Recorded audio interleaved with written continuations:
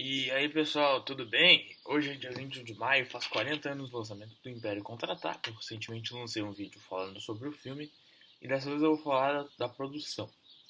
Que como vocês viram no título do vídeo foi bem turbulento e teve vários eventos interessantes que aconteceram. No mau sentido, a maioria. Bom, então, pra gente entender uma parte, não necessariamente dos problemas, mas é interessante pra gente ver como é que começou toda a ideia do Império Contra-Ataca. Bom, naquela época, os filmes serem sequências não era algo comum. Por exemplo, trilogias ou universos cinematográficos, que agora está na moda. Não era popular, não era bem visto. Os estúdios também não apoiavam muito, eles achavam que não teria história para contar, então isso não era incentivado. Mas o George Lucas, lá em 76, quando ele estava produzindo Star Wars, ele decidiu fazer uma coisa diferente, que era ele pediu pro Alan Dean Foster, que é quem escreveu a novelização de Star Wars, e aí ele pediu para escrever um livro que, que seria, por exemplo, caso Star Wars não fosse bem, ele faria um filme de baixo orçamento, que é o The Splinter of the Mind's Eyes, que é o tido como o primeiro livro do universo expandido. E bom, Star Wars teve muito sucesso. George Lucas ele não tinha ainda ideias prontas, mas ele sabia que ele poderia fazer uma sequência porque ele via aquela história do A Nova Esperança como uma história incompleta. E bom, aí ele começou a ter as primeiras ideias e pensou já em envolver o Imperador e uma irmã do Luke, uma irmã distante. Que é aquilo que a gente vê uh, quando ele diz a outra esperança que o Yoda se refere no filme. Além disso, ele pensou também num apostador que entregaria o Han Solo, que traria o Han Solo e entregaria-o para o Vader, que é o Lando Calrissian. E bom, aí, como a produção de Star Wars havia sido muito turbulenta do primeiro também, passaram 4 anos produzindo, o George Lucas também decidiu que não ia tomar um papel tão grande nessa.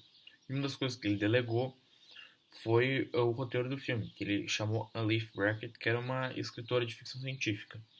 E bom, ele daria as ideias, ela escreveria o roteiro. E aí ele contratou ela e eles começaram a escrever. Aí no primeiro roteiro que saiu, eles tinham decidido algumas coisas já.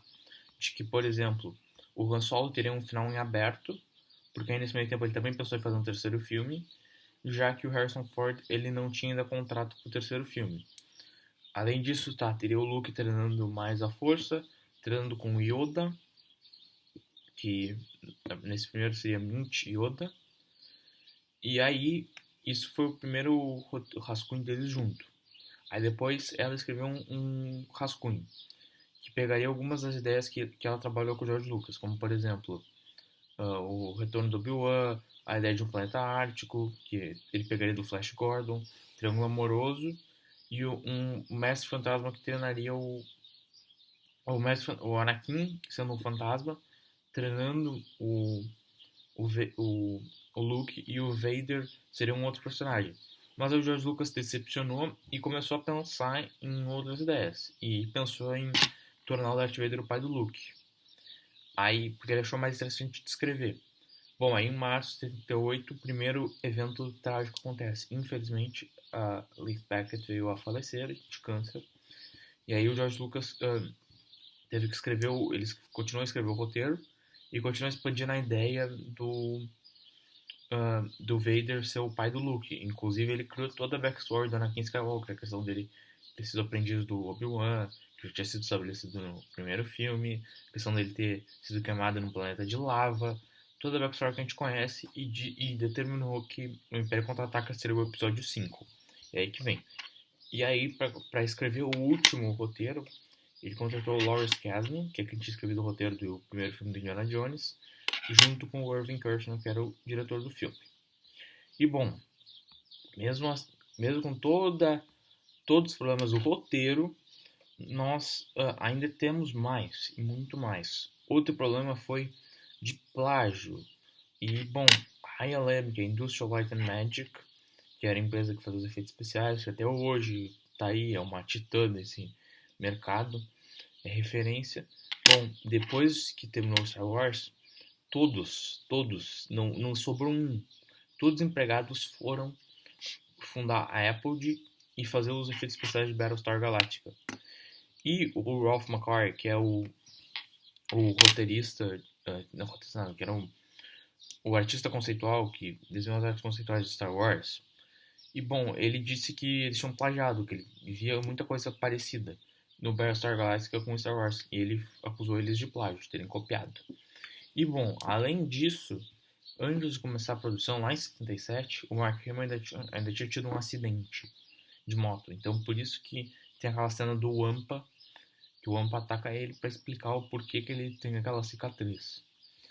E se isso não foi o suficiente ainda, o George Lucas, claro, como eu falei antes, ele tinha que construir a LM, e além disso, como ele ia financiar a parte do filme, ele tinha que cuidar das finanças. Então, ele também, além de estar cansado da produção do primeiro filme, de ter que reconstruir a LM e cuidar das finanças, ele se afastou bastante da produção. Quem tomou uma parte disso foi o Gary Kurtz, que havia produzido o primeiro filme. E bom, aí começa a produção do filme.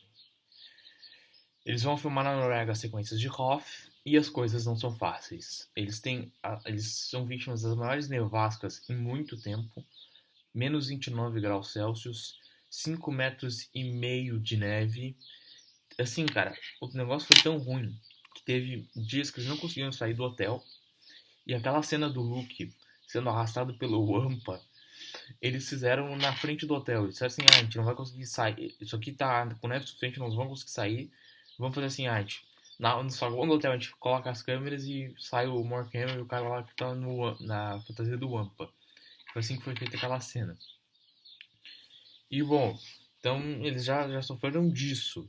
Aí para completar ainda, o George Lucas teve alguns problemas, o filme teve alguns problemas e teve que aumentar, teve quase que dobrar o orçamento. E o George Lucas pensou em pedir empréstimo dos bancos, mas os bancos só estavam tão afim, porque uma parte do filme ele financiou com o dinheiro dele e outra parte com empréstimos bancários. E aí ele falou com a Fox, e a Fox decidiu que ia pedir um empréstimo, mas que eles pegariam mais dinheiro do filme, mas o George Lucas ainda manteria... ele tomaria todas as decisões do filme e manteria os direitos de merchandising. Isso aí, cara, foi tipo uma puta negociação que o George Lucas se deu super bem. E a Fox se deu mal. E aí, com isso, o presidente da Fox foi demitido. Que era um dos caras, inclusive, que tinha auxiliado o George Lucas lá atrás, em 77, quando ele estava fazendo Star Wars. Ele aguentou o tranco, junto com o Gary Kurtz, que era o produtor, que também trabalhava lá. E aí, por isso que Os Caçadores da Arca Perdida, o primeiro filme do Indiana Jones, foi pra Paramount, por causa disso. E bom, uma das coisas interessantes, isso agora eu vou falar da parte do making of, que eu vi no documentário The Making of The Empire Strikes Back, é algo que o Irving Kershner, cara, o diretor, falou, que ele viu Star Wars mais como uma fábula do que como ficção científica, que ele dizia, ficção científica tem que ter conteúdo científico. A gente não. A gente é uma fábula. Eu posso fazer o que eu quiser. A gente pode pousar num planeta, ter as naves pra voar em qualquer lugar, a gente desce num planeta gelado, não precisa ficar. E a atmosfera é a mesma. A gente pode fazer o que quiser. A gente não obedece às regras da ciência. Isso eu achei muito interessante em Star Wars, tomar algumas liberdades criativas em relação à ciência, né? Som no vácuo, principalmente. E além disso, tem uma fala do Gary Kurtz que eu gostaria de falar, que ele diz que nos sets e nas naves eles sempre procuraram dar a impressão de que é um universo que tá ali, que é um universo antigo, que não é tudo novo, então dá aquela sensação de usado, e isso é muito interessante, que é algo que a trilogia original e as sequels têm, e as prequels não têm, em parte porque, claro, o George Lucas vai fazer tudo digital. E também o CGI naquela época, ele não era tão bom quanto hoje, algumas coisas com textura, essas coisas eram mais difíceis, então ficava tudo aquilo ali super brilhoso, nem a nave da Padme, que porra, aquilo ali em Tatooine, matava os pássaros que tivesse ali, eu refletia o troço, a reveria, refletia um monte de raio. E, bom, eu digo assim, vale a pena ver esse documentário, assim, ele não é tão dinâmico quanto os documentários das prequels, ou até mesmo das sequels, mas é bom pra ver a produção, como é que foi, os desafios. Ahn, Também, outra coisa que é legal de ver é as entrevistas, porque, tipo, o Mark Hamill, a Carrie Fisher estão super bem, e o Harrison Ford está bebaço, assim, o Harrison Ford é muito engraçado nas entrevistas nesse making off. Eu vou colocar o link aqui na descrição. E é isso. Aproveitem o dia de hoje, reassistam o Império Contra-Ataca. Fazer mais tarde um vídeo sobre os efeitos práticos de Império Contra-Ataca. Isso aí, pessoal. Deixa um like, inscreva-se no canal, ative as notificações, compartilhem com os seus Star Wars e fiquem até o próximo vídeo.